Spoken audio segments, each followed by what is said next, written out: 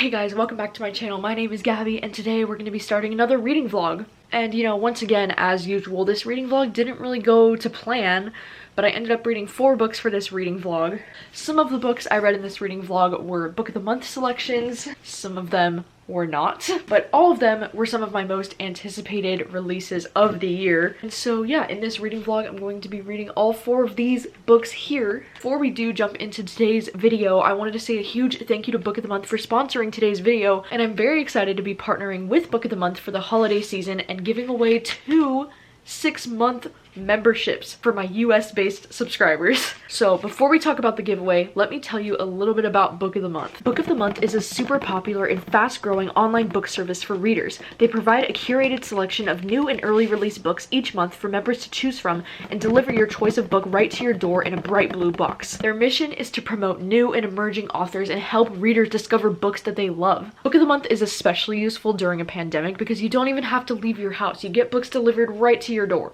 And not only that, but they're always having the best books as their selections every month. Like almost all the time, there's always one of my most anticipated books of the year as a monthly selection, so you never lose. Book of the Month is the perfect gift for every reader in your life. They have 3 different gifting options. One of them is a 3-month subscription for $49.99, a 6-month subscription for $89.99, and their best value, which is a 12-month subscription for $169.99. And no matter which option you choose, you're still getting the best price for new release fiction books. Book of the Month also has 3 different ways that they can deliver a gift card to you. The first is by email. You can just select the date that you would like the gift card to be emailed to whoever you're giving it to. Or you can do a print at home gift card, or they can mail you a physical gift card. Book of the Month just makes for a really great gift because you're gifting someone the gift of books without actually getting the book for them, so they can choose whichever book that they want. So for the gift card giveaway, I have 2 gift cards to give away to 2 different subscribers. These are both 6-month memberships, so these are very like high value gift cards right here.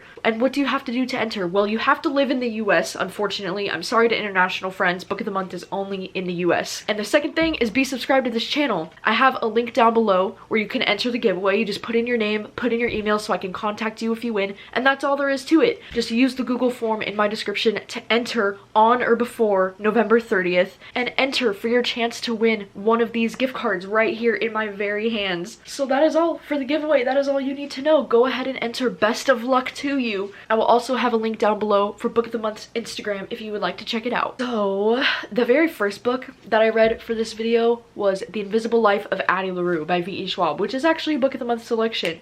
So get on that. And this book gave me a lot of feelings, a lot of thoughts. Let's just jump into when I started it.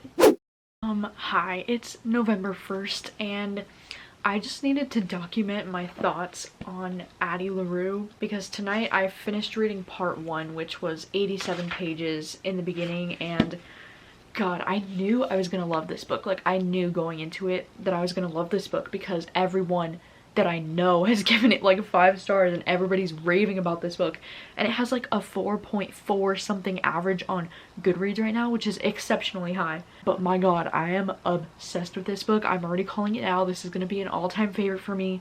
This book is written so beautifully. I swear to God, I'm like highlighting every other sentence, and me and my friend Brittany are texting about it because she just started the book too, and she's saying how comforting this book is, and that's such a great way to describe it because this book is just really comforting. Like, it feels like I'm just being hugged.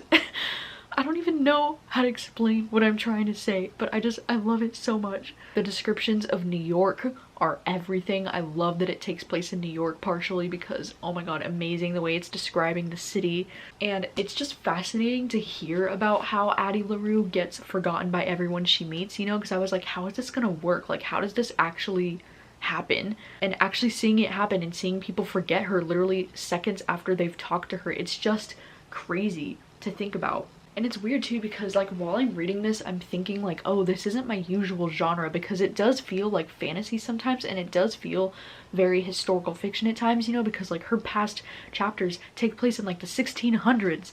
Like, when do I ever read books that take place in the 1600s? Like, I don't even know. Have I ever? I don't know. But there's just something about it. Like, I don't know. It's just written very beautifully and it's comforting. Like, I don't know. I'm nervous because I'm supposed to be buddy reading this with my mom and my sister, and we're supposed to be doing like you know, we're supposed to be updating each other and talking at the end of each part. And I'm trying not to blast through this book because I want to read this all in one sitting so badly. But I'm gonna try and control myself and just take it easy and take it slow and just really appreciate this book, you know, because usually I have a tendency of like blasting through books that I'm absolutely loving and finishing them within like a day or two. But maybe it'll be nice to just, you know, take it easy and just read a little bit at a time and just really like cherish this book, you know? Anyways, just thought I'd let you know how I'm feeling so far because I'm overwhelmed with my emotions of how much I love this. Hello, I just wanted to update again that I'm at 300 pages into The Invisible Life of Addie Larue. I've been reading this book all afternoon and I just got to part 5, so I only have a little bit left and I am still absolutely loving this book. I will say parts 2 and 3 for me did get a little bit slow, like just a tad bit slow, but then part 4 really just came in there and like really got me hooked back into the story, and I'm just so intrigued and obsessed and in love with this story. I feel like this story is really one that just makes you consider life and like consider like what is the purpose of a life and what makes a life meaningful, and just like all of these really deep emotional thoughts. And I think that's really the main theme happening in this book, and I just really love that. I really appreciate that. I don't think there's a lot of books like this out there. I don't know, I'm obsessed with these characters. I love them so much, and the writing in this book is just so stunning. Like, I don't think I've ever read anything quite like this book. And Victoria Schwab is herself a god. Hi, it's like 12:30 in the morning, but I just finished Addie Larue and I am not okay. Oh my god, I can't stop crying. I don't know why.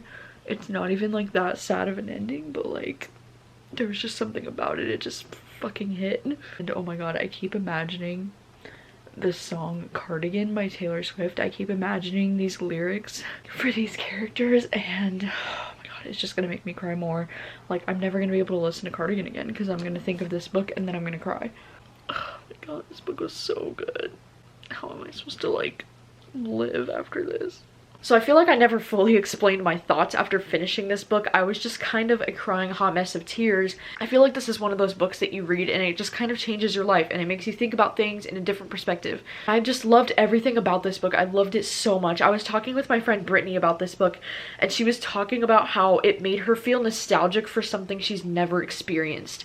And I was like, that is such a beautiful way to describe this book, because this book does make me nostalgic and I don't necessarily know why. And again, you know, the ending just made me freaking bawl my eyes out and I couldn't get over it. Anyways, the next book that I read for this video was Winter Counts, and you're probably gonna see me comparing this book to Breaking Bad and Long Bright River in these upcoming clips, and the reason for that is because I was originally reading this book for a different vlog that I was planning on doing. It was like a secret TBR thing, and the video was going to be reading Book of the Month's recommendations, because lately on Book of the Month's Instagram, which you should follow by the way, they've been doing these cute little graphics every month of like, if you like this book, read this book, and it's all like Book of the Month selections. And they also said if you enjoy Breaking Bad, read this book, and they did a cute little graphic. So I was gonna do an entire video dedicated to reading those recommendations specifically from Book of the Month, but it didn't end up working out. This was the only one I actually ended up reading. So in these clips you're gonna see me mentioning Long Bright River and Breaking Bad quite often, but it's because these clips were originally for that video. Anyways, you'll know what I'm talking about. Let's cut to it. Hello, good morning. Last night I read the first 50 pages of Winter Counts. I really had no idea what this book was about going into it. All I knew is that it was a crime thriller that takes place on an Indian reservation, and so far we're just following our main character, and he is living on the Indian reservation with his nephew, and his job is to basically, like, he gets paid to go and like fuck people up that are like doing wrong things. Like, people pay him to go and like fuck up other people and like send a message, you know. And like in the beginning of this book, like the very first scene was like really crazy because he goes and fucks up this like teacher that's like a child molester, and he like raped one of his students, and like the school's doing nothing about it, and so he goes to like fuck him up and like bash in his teeth and stuff. And it was very like, whoa, for an opening scene of the book. I was like, damn. And now I'm only 50 pages in, but I feel like this story is moving at a really rapid pace. Like, it's really interesting. There's some drugs involved in their local community, like in the Indian reservation. There's like heroin going around and they're trying to figure out who's bringing the drugs, and I don't know, it's really interesting so far. I definitely do understand the comparison to Breaking Bad just because of the whole like drug related thing. Like I do feel like this book is going to heavily go into that, and because of the like violence, it does feel very Breaking Bad in that way. I'm hoping that I love this. And I'm only 50 pages in, but I do plan on reading some more of this today. Hopefully I can get a good chunk of this done today. Hello, it is now like 11:30 at night. I don't know where the day has gone, but I wanted to update you that I have read more of Winter Counts today. I'm now on page 145 and I'm still really enjoying this. I don't feel like this is something that I would usually pick up just because, I don't know, it's like, it's not exactly a topic that I'm like super intrigued by, but because the story is a thriller, I think it's moving at a really fast pace, which I really like, and I already do feel really attached to this main character and his nephew. Like I care about them and I care about their futures, so for that reason alone I'm really enjoying this book. Hello, good morning. It has been a couple of days since I last updated this vlog, but last night I finished reading Winter Counts and this book was good. Was it a favorite? No, but I enjoyed it a lot. I think one of the best things about this book is the social commentary about living on an Indian reservation, and I'm not totally sure if I've read too many books that take place on an Indian reservation, but it kind of reminded me of the movie Wind River in that way. Wind River is a movie that freaking scarred me for life that takes place on an Indian reservation, and I just feel like I learned so much, like especially from the author's note at the very end of this book. He says it's tragic that most times federal authorities refuse to prosecute murders, assaults, and sex crimes, and over 35% of crimes are declined, and over a quarter of those cases are sexual assaults against women and children. It was just really eye-opening for me to read this and kind of learn more about what that looks like and how that works on an Indian reservation, and I just think that that's really sad that so many of these crimes are just getting ignored and these people are just suffering because of it. As far as like the story itself though, like I'm not usually a fan of reading books that are specifically just kind of about drugs and like the drug business and industry. And I know that sounds like weird to say because Breaking Bad is my favorite show of all time, but Breaking Bad isn't my favorite show of all time because of the drug aspect of it. It's because of the characters and the writing in that show. Like there's so much more to that show to me than the drug thing, but it was a bit out of my comfort zone because of the way this feels more of like a crime thriller, I guess. And I would also say this book on Goodreads is categorized as a mystery thriller, with mystery being labeled first, but I personally wouldn't consider this book to be a mystery because I felt like it was very predictable with where it was going. Like I was never like, ooh, where's the story going? Like it's a mystery. Like I was never thinking that. I was more like thinking it was a thriller because it is action-packed from beginning to the end. So it's definitely like an action-packed thriller, but I don't consider this book to be a mystery at all. Breaking Bad is a lot more hands-on with the drug industry because we're literally following a main character who's cooking and selling crystal meth, whereas in this book we're just kind of dealing with somebody who's kind of on the outskirts of it, and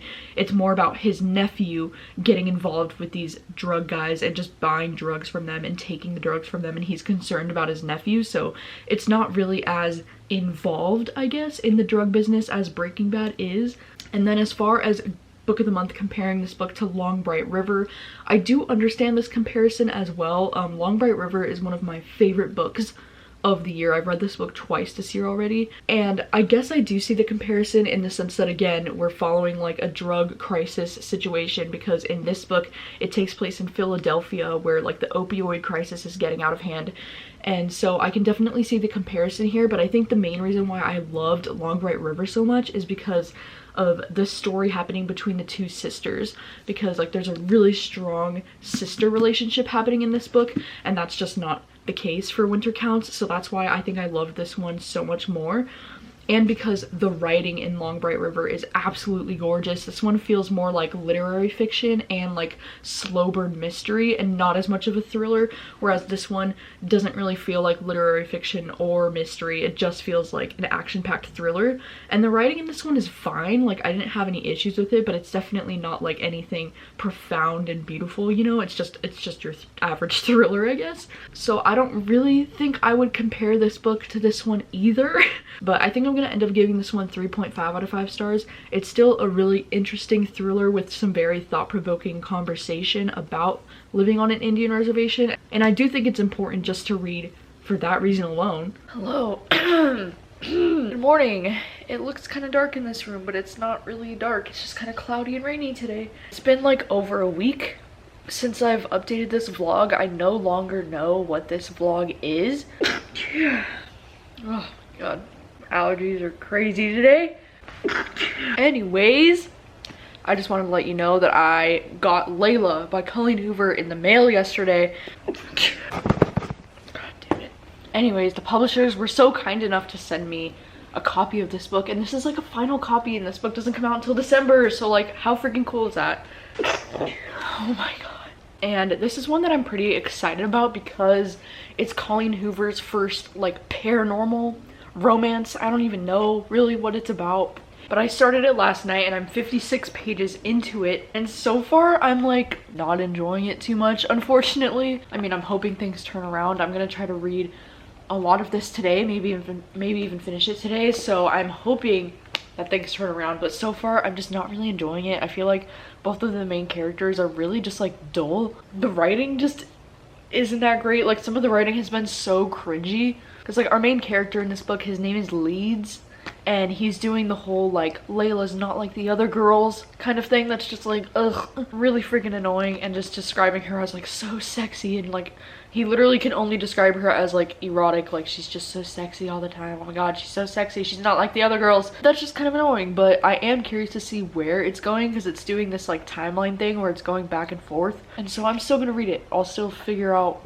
I still want to know what's gonna happen. Hi again. It's like 2 o'clock in the afternoon and I've just been laying here reading Layla. Oh my gosh. Okay, I'm like 125 pages into this book now, and there's been some truly like spooky shit happening that I'm kind of obsessed with. I'm not gonna lie, I still really don't care about either of the main characters. Like both of them are just so kind of like one-dimensional and basic to me, but the spooky vibes are what I'm here for. And I knew this was a paranormal romance going into it, but I had no idea it was gonna be like this kind of paranormal. Like it has like haunted house kind of vibes, so I've really enjoyed some of the spooky stuff that's been happening. I'm actually kind of like freaked out by some of the scenes because I'm like, what the fuck is happening? We're getting to this point in the story where there's some things that are happening that I'm like, what the heck is happening right now? Like this is so strange, and I don't think I've ever read a book quite like this. I don't really know what to think right now. Like I'm definitely enjoying it right now more than I was in those first 50 pages. Like it definitely is a book that takes its time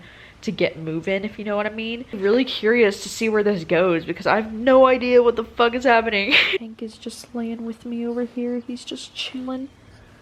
He likes to sleep on Rachel's heating pad while I read. But at least he's calmed down now. He was going pretty crazy earlier. Jump back in. Look at it. Wow. His eye looks all crazy right now. He loves sleeping on Rachel. That's his favorite place to sleep. Can't get him to sleep on me like that. Okay, hi. It's been a couple of hours and I'm at 215 pages into this book. Sorry if you hear noises in the background, but Tank is going to town over there. This book, like what? What the fuck? What? Dude, what's happening? I don't know how to feel about any of this that's happening, but it's happening and I'm shook. This book has got me shook right now. And I still can't really predict where this is going. Like, is it gonna end in a horror show? Is it gonna end in romance? Like, I don't know. I don't even know. But I am enjoying it. I will say that. I'm enjoying it. I am enjoying it right now more than I thought I would when I was starting this, because these characters were so like, boring at the beginning of this in my opinion. But now I'm like so intrigued, I guess. I'm just very interested in this plot. It's very unique. But like, what the fuck am I reading right now? Ah! Tank is also shook over this. Shook. Absolutely shook. Tank can't even believe what he just read. Couldn't even hold in the yawn. Hello. It is much later in the night and it's been a few hours, but I finished reading Layla earlier and my god, this book was just so entertaining. I feel like I'm kind of torn over what rating I want to give it. I feel like I want to give it somewhere between a 4 and a 4.5 stars. Like I really enjoyed it. Wow, I feel like this is a book where you kind of have to like suspend your disbelief a little bit. And it's like obviously because it's a, you know, paranormal book. My God, this book was so surprising. It was so different and so unique. And the story was just really captivating. I will say, like, I never really cared about any of the characters in this book, but the writing was just so captivating and so strange. It was like a train wreck that I just couldn't look away from. And I feel like if you're judging this book just based off of entertainment value alone, I would give it 5 stars because it was just so freaking entertaining. Like, I finished this all nearly in one day today, but I can just see there's probably going to be so many people that hate this. Like, I can just feel like it's gonna be very divided how people feel about this book, but I feel like it was like perfectly kind of weird and strange and just really entertaining. Like, gosh, Colleen Hoover is just one of those writers where like I just always want to read her new books because I never know what she's gonna do. And like, yeah, it's easy to compare this book to Verity because it's kind of like a dark, more mysterious atmosphere like Verity, but it's also nothing like Verity. Like, I would say this book is completely out of the ballpark, totally different than Verity.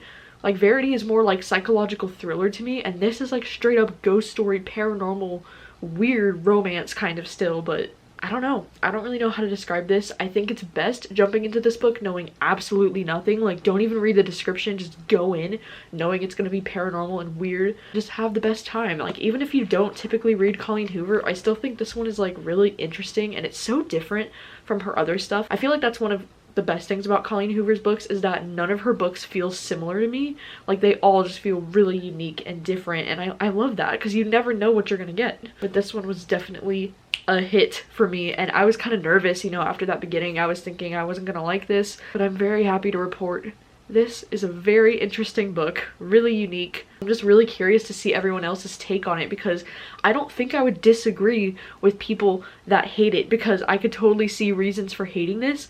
But I just personally, I had a great time. It was very weird and I loved it. It's been a couple of days since I finished Layla and I can't stop thinking about that book. It was absolutely just wild and crazy. And I think it is time for me to jump into the Midnight Library. I've been pushing this book off because I'm just so nervous because I just want to love this book so desperately, and I know I'm going to. But after finishing, you know, Addie Larue, like, that book was like life-changing, and so I needed to like take a minute before I pick up another book that I think will be life-changing. And I think today is finally the day. I think I'm emotionally ready to read this book. I don't even know what this book is about, honestly. Like, I don't know why I'm freaking out so much, but I just love Matt Haig's writing so much. I love the humans so much, so I just have really high hopes for this, and I'm just afraid of being disappointed, I guess. I'm just gonna make some iced coffee. It's like 2 o'clock in the afternoon right now, and I'm just gonna jump into this and hope for the best. And also, my nails match. What the heck?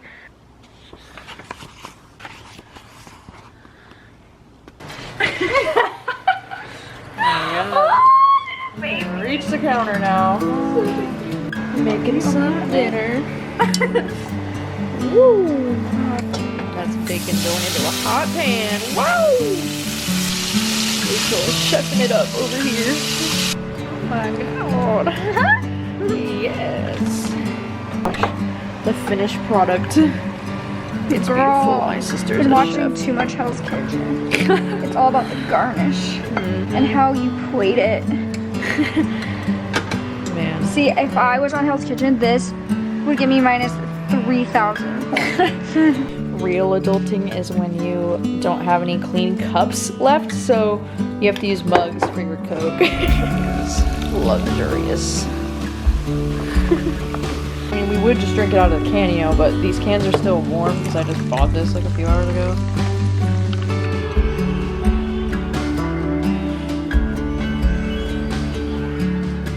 It has been many hours. I spent some of the afternoon reading today. I was kind of distracted though, not gonna lie, so I didn't read as much today as I expected to. Then me and my sister made dinner. She made this really good chicken bacon spinach pasta dish, and then we hung out. We played a lot of Mario Kart once her boyfriend got home. It was super fun. And yeah, now I'm back in bed ready to read this.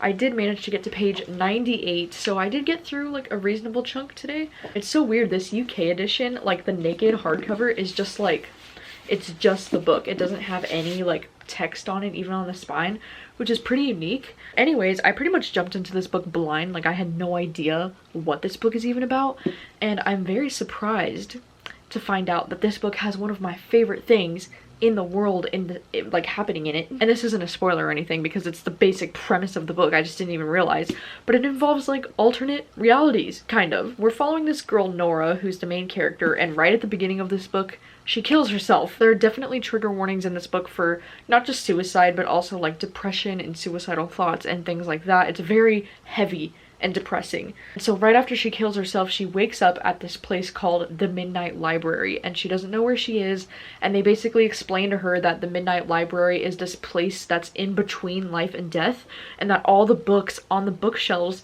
are like possible futures for her had she made different decisions in her life. And I feel like this book is just one of those really, really powerful books that make you think about life and the purpose of it all. And I just absolutely love books like that. At the very end of the premise here, it says, she must answer the ultimate question, what is the best way to live? And I freaking love that. I feel like a lot of Matt Haig books have this kind of vibe of like, what is the purpose of being alive? And I just really love how thoughtful his books are. I just really appreciate how interesting this is and how thought-provoking it is. And I love this concept of, you know, are you the happiest version of yourself, basically? And like, are there other versions of you who are living a better life? And would you trade your life for a different version of yourself's life if you thought it was better? And just how things aren't always how you imagine them to be. I really love the way this book is talking about regrets and how sometimes our regrets can be just like a miscommunication with ourselves. Like sometimes we blame ourselves for things that are out of our control, and then we end up having these regrets that are meaningless. Like it doesn't mean anything, and it's just a burden on your life to have these regrets that just don't matter. I don't know if any of that makes sense, but I love this. I love it so much. And I'm just gonna lay in bed and read some more of this. I do work in the morning, so I don't think I'm gonna be up too late reading this. I'm also so tempted though, because I just downloaded the new Barack Obama audiobook that just came out today. His new book, A Promised Land, just came out, and so I just downloaded the audiobook on Libro, and it's like 29 hours long. Like, he wrote the freaking Bible of his life. So I might start listening to that audiobook tonight a little bit later too. I don't know, we'll just have to see how it goes. But I do want to read a little bit more of this before I go to bed because it's really beautiful, and I might have already cried. I didn't mention that, I already cried.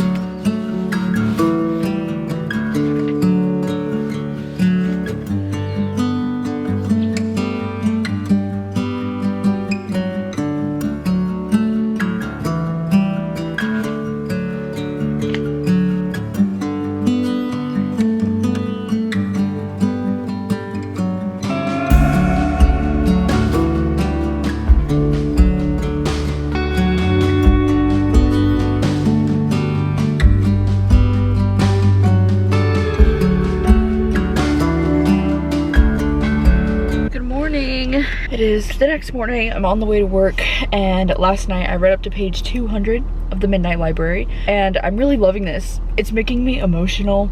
I freaking love in books where we're following a main character who's like severely depressed and maybe suicidal, and then they slowly start to develop an appreciation for life. Like, that is just one of my favorite things to read about. This book is doing everything for me that the humans did and everything that We Are the Ants, and like just some of my favorite books of all time. And I'm just really loving it. It's really beautiful, and I love this concept. I love seeing all of these different alternate realities of this girl's life. I just think it's really interesting and really beautiful and unique, and I love stories that kind of have alternate universes like this. Anyways, I am on the way to work right now. I'm going in kind of early this morning because we have a pretty big sandwich order for this morning, so I'm going in to help with that. And this is going to be my first day back at work since Washington closed their dining rooms again, so now we're just doing takeout only, so that should be nice. Yeah, I'm just gonna listen to Obama's audiobook on the way to work and live my best life.